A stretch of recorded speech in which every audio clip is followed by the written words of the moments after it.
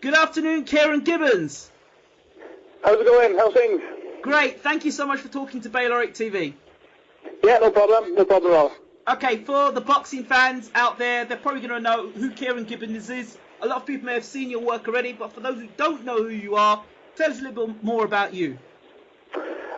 Basically, I'm a boxing reporter for the Channel 4 boxing show KOTV Boxing Weekly, which is on every Wednesday morning in the early hours on Channel 4 in the UK. Just lately, I've been doing a bit of filmmaking as well, not just for boxing. I do political films as well. But I've just been the last 12 months I've been working on a documentary called The Fight Game, and it's being released in a local film festival in May. So I'm just trying to build up a bit of publicity for the documentary, ready for its premiere in May. Okay, so tell us a bit more about. Okay, KOTV, great stuff. Because I used to watch KOTV when I was in the UK. Tell us a bit more about KOTV first and foremost. Yeah, KOTV is the longest running boxing show on British TV. It's actually the only boxing show on terrestrial TV, which is the free TV basically, as opposed to Sky TV or Box Nation or BT Sport. As long as you've got a TV license in the UK, you can watch KOTV via television. I mean, it is on the early hours, so it's not ideal. It's sometimes on sort of 1 o'clock, 2 o'clock in the morning. But with Sky Plus these days in the UK, it's not really a problem. Or you can watch it back on the Channel 4 website. Right. But basically KOTV, we've got sort of... I just film all the interviews with British boxers. I cover a lot of press conferences. I was recently at the Carl Froch, George Groves press conference in Wembley. Right. And I had a good shot of Carl Froch actually pushing George Groves, which made all the headlines. So I basically travel around the country and interviewing the boxers, doing the press conferences, and most of the British stuff you see on KOTV is my work. Excellent, great. I've been a follower of your work for a while and very impressed with some of the interviews. You ask a lot of decent questions, something that a lot of our journalists today don't seem to be doing. I think they've got quite used to turn up to press conferences and asking the same questions over and over and over again. And you'd think, you know, when you've got an opportunity to interview these guys and talk to these guys, you'd ask them more questions and better questions than, okay, how are you feeling and are you on weight? I mean, there's got to be more questions than that to ask a professional fighter. Yeah, well, that's it. I mean, I think as well, a lot of the boxers, they go to these press conferences, especially the really big fights. Yes. And they just get fed up, have been asked the same question by 20 different journalists, and they just got fed up, and they basically repeat the same answers to the different journalists, and you don't get any like an honest answer. Yeah. So if you try and ask a few different questions, then sometimes you get some really good responses. Absolutely. One thing we've tried to work out at Bayloric TV, as you know, is that we ask the questions the fans want the answers to, and you know, it's not about trying to be pally-wally with a boxer. It's to try and find out really if you're really interested in a fighter. The interview is about finding more about them, and every time you try and do an interview, you want to find out something different, something interesting, something that somebody else may not know. That, you know, because that's showing you're interested in somebody. But if you're just trying to get it for YouTube views or to boost your own name, you know, those are not the sort of motives you really want to be doing, you know, or to say I've got a press pass. You know, for me, yeah. I think a lot of these promoters need to look at these journalists that they're letting come in, because you look at a lot of these press conferences recently. I've been listening to a lot of them, and you know, you can see Frank Warren saying, "Are there any more questions?" And it's like 2 or 3 questions asked, and that's it. And it's the same people. Yeah, all the exactly. time. Yeah, I mean, I think the sort of a lot of mainstream press now don't really cover the boxing press conferences. And I think a lot of the guys there are just there because it's free to enter. A lot of them just sort of happy just to write a few words down and just release the press releases from the various different promoters send out to the various media outlets, right, rather than asking questions. And actually, I found, I try and go around a lot of gyms as well, and I find that you get a much better response from the boxers if you interview them on their sort of home patch, so to speak, as opposed to press conferences. Yes. So like I said, in the press conferences, a lot of boxers, they get asked the same questions time after time after time, and they just give the same answers, really. But if you could actually make the effort to go to a boxer's gym where he's a lot more relaxed, he's a lot more laid back, he hasn't been sort of asked questions for the last hour or 2 hours, you tend to have much better responses from the boxers. Absolutely agree. I think that would be a good tip to a lot of these up-and-coming journalists who have all these boxing websites that really forget the press conference and really try and get down to the gyms and really get to the heart of the fighter and the gym and the trainers, you know? Yeah, I mean, it is difficult sometimes. I mean, some people have said to me, why don't you ask this particular person this or this particular person that? But sometimes, you know, if you ask a question that is quite close to the bone, yes, the boxer might take offence, yes, and you could end up getting yourself barred from press conferences. It has happened before where certain reporters or journalists have asked tough questions, and the frauders have actually put them on a blacklist where they're not actually allowed to go to press conferences anymore.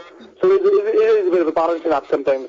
Yeah, I guess so, but at the same time, you know, if you're building a relationship with that fighter, you're building a relationship with those fighters, you're saying, look, you know what, I'm going to have to ask you some tough questions here.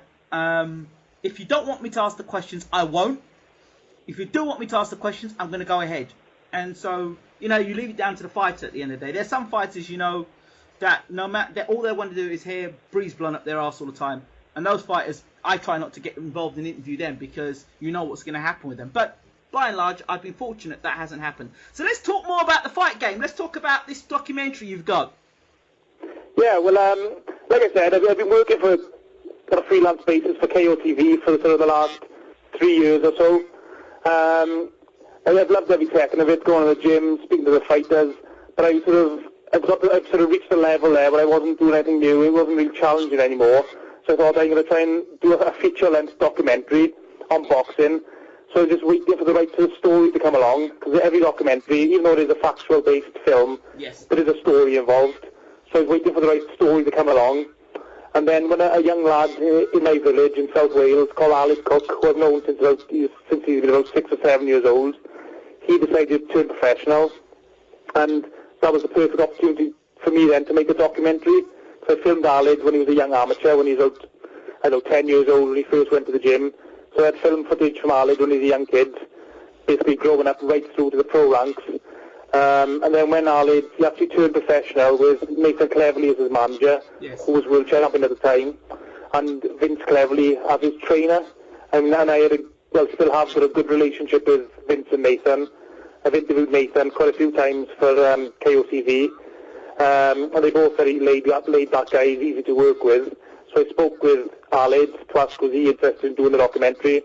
I spoke with Vince and Nathan, and they were both very keen for it as well, because they could obviously see that having a documentary made about you when you're just turning pro is a massive help to boost your profile and help you sell tickets and get yourself noticed. So they were all keen for it. I just took it from there. I just sort of started following Aled about, filming him training, did a couple of interviews with Aled, did a couple of interviews with Nathan Cleverly, I interviewed Vince Cleverly, and initially that was my plan to interview those guys, but then I ended up interviewing guys like Ricky Hatton, Guy Lockett, Jamie Arthur, and Steve Robinson from Cardiff, former world champion. I interviewed him for the documentary as well. Also, I tried to make the documentary I'd like to have a few high-profile people like Ricky Hatton, Chris Eubank in it. Yes. I also had a few guys who perhaps only boxing people would know, like Mickey Van, the referee. Yes. I had a brilliant interview with Mickey, even though actually Mickey only featured in the documentary for 2 minutes speaking, but I had a really good interview with him, which hopefully we'll see more of on KOTV quite soon. I had a really good interview with Robert Smith, who runs the British Boxing Board of Control as well. Right. He was able to do an interview for the documentary. So they basically tried to explore what it's like to be a professional and what people don't realise how difficult it is to be a pro boxer in Britain in the sort of 2014. So I mean, basically it's just a story, it's just a solid story, turn it from amateur to pro, and basically I try and sort of go behind the headlines, go behind the glitz and the glamour, just to find out what it really is like to be a pro. Like, I mean, people don't realise that boxers, even to get a licence, they've got to spend about £500 for the brain scans and the all the various tests they got to do in Britain, different in other countries, but Britain's very strict.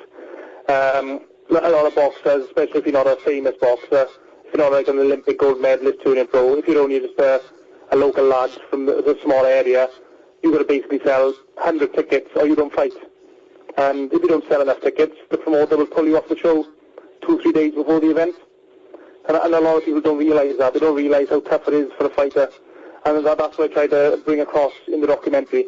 And I sort of followed Aled right from when he literally first started training with Vince and Nathan Cleverly, right through to his first fight, which was on Nathan Cleverly's undercard when Nathan fought Kovalev in Cardiff in August. Yep. Wow, that's. I saw the interview on YouTube actually, and Nathan was talking about him managing the young lad. Yeah. Yes, and basically saying that he's not sure what's going to happen now because he hasn't fought for a while, and Nathan's career was up and down because of the Kovalev fight. And so now he's coming back now, and he said that he's still in the gym, he's looking good in the gym, he thinks he's a top prospect and he's going to go places. So, Oh, yeah, Ali's biggest problem when he first started boxing was just his lack of confidence in himself. Right. And you see in the documentary when you watch it that Ali, when he was an amateur, sometimes his boxing trainer at the time was a guy called John Radnor, an excellent boxing trainer. Right. And John would take Ali away to different local boxing shows to box. Right. And then quite often Ali would pull out of the fight at the last minute. Wow. Actually, one really excellent moment I caught on camera was when Ali explained that when he went for his second or third amateur fight, he actually hid his boxing kit to try and get out of the fight. So he hid his boxing kit so John wouldn't find it. And eventually John did find it, and Ali then at that point sort of said, I've had enough of boxing, I can't box, I'm not confident enough. But the crazy thing was, everybody could see how good Ali was and how good Ali is, but Ali just didn't believe in himself, really. And then John Radnor did an excellent job bringing Ali sort of along and giving him the confidence to box.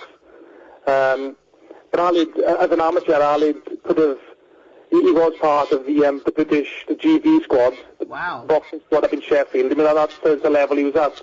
And probably if he'd have stayed amateur, he would almost certainly be in the Welsh Commonwealth boxing team that's going to go up to Scotland now, or certainly would have been with a shout at least.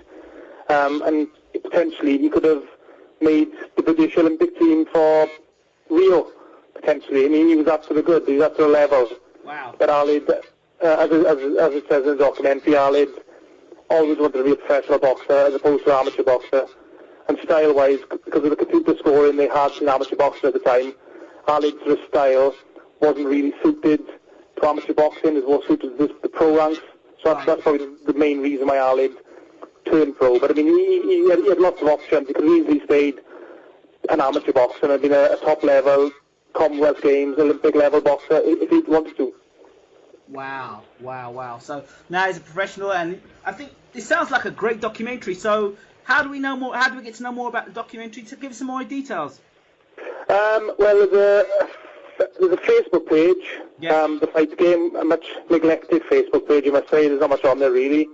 There's a few more bits and bobs on the Twitter page. It's the Fight Game, it's at the lowercase Fight Game.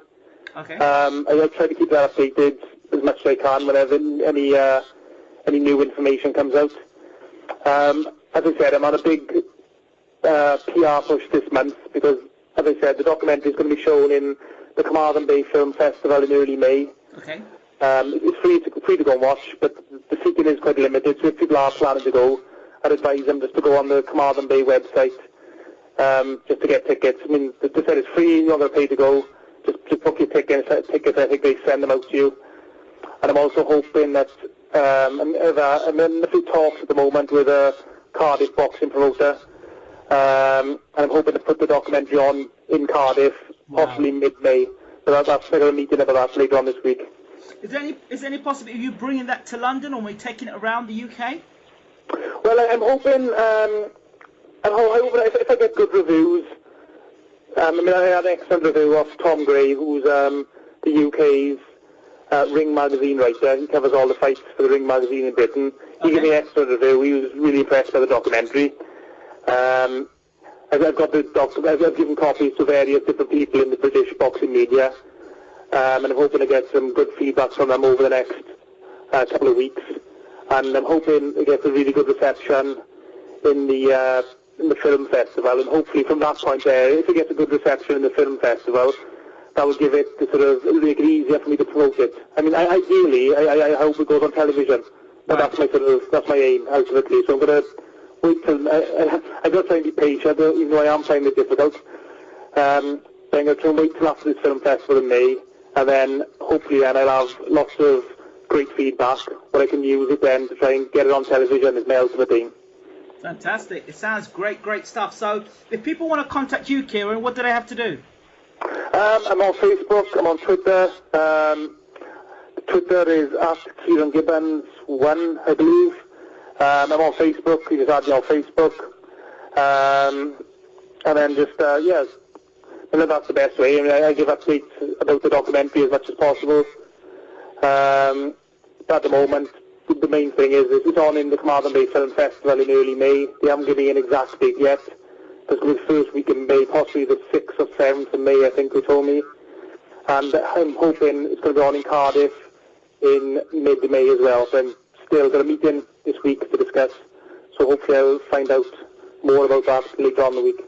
Well, Ciaran Gibbons, you're doing a great service for boxing. They need more people like you doing this sort of stuff.